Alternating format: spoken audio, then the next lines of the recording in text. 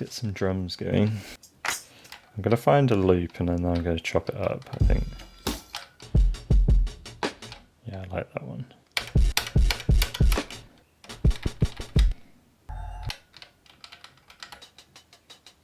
That's more like it. And then let's slice this.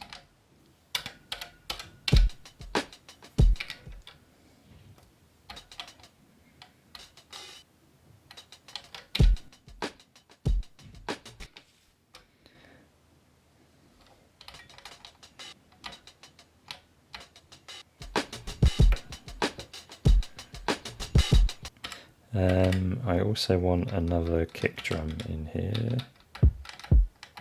There you go, fairly flat one. So I've just added it to the list. I haven't clicked yes on the list. So let's go to here, let's go down, and then I can choose it from the list. So I can copy it and I can put it where I want. Paste.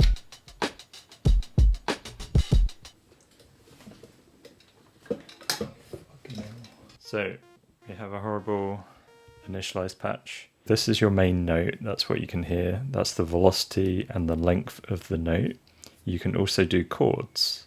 So you can do chords, and then when you change this, the notes change. So you've basically got the intervals staying the same, but you can p-lock them. One thing that I really like to do is you go into this, which is the arpeggiator.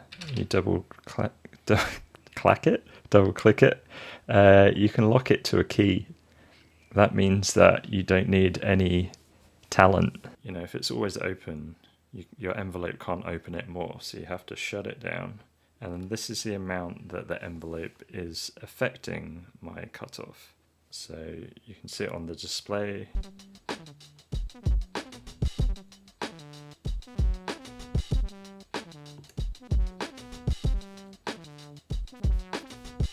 It's sounding a bit naff.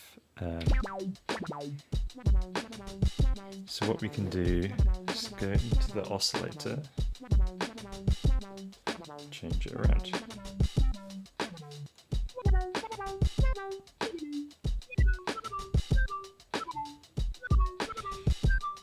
You can bit reduce them, which is kind of fun.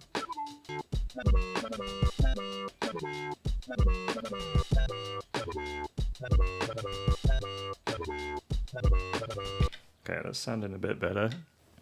I think we've kind of got our sound now, but now we need to make something that isn't incredibly annoying.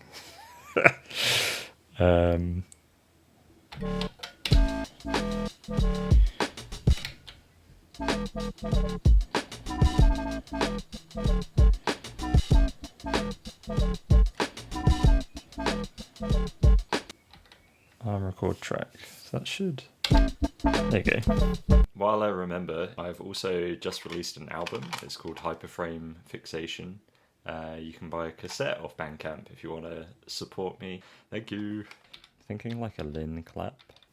Makes it smacky.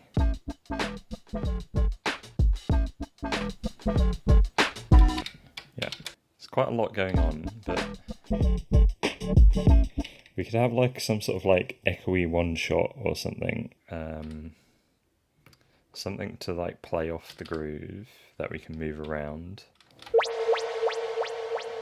We could probably make that work.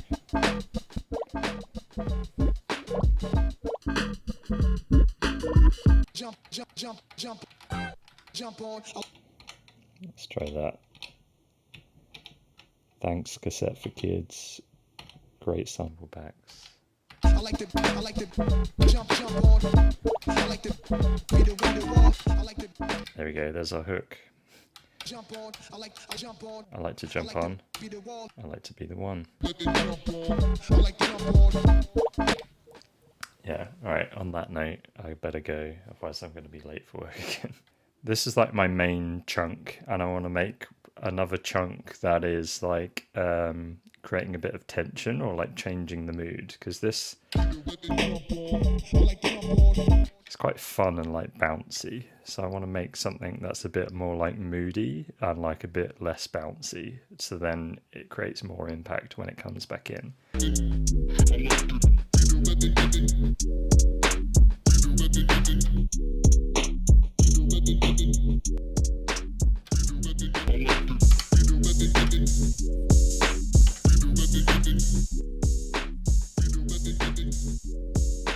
Not first. Not first. This is probably going to be really hard to edit and really hard to make interesting, because the fact of the matter is that when you're programming stuff on the Octatrack and you get deep in it and you want it to actually have structure and you want it to like follow some sort of story and like make a song, it's a lot of like conditional triggers and things, but because of it you can't skip to a certain part of the song like you would on a computer, I suppose. But then that actually makes you really think about what you're doing and really listen to it. I watched that John Makes Beats video about him kind of saying why he uses the Octatrack or like hardware in general rather than a computer. And I think that's one of the main things for me, is that it actually means that I'm listening. Most of the time when I'm on it, I'm either clicking on the buttons or I'm just staring at the wall listening to the song. So yeah, that's why I like it. Just get to zone out.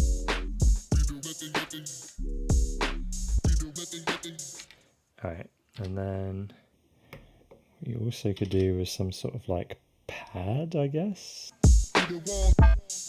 That kind of works.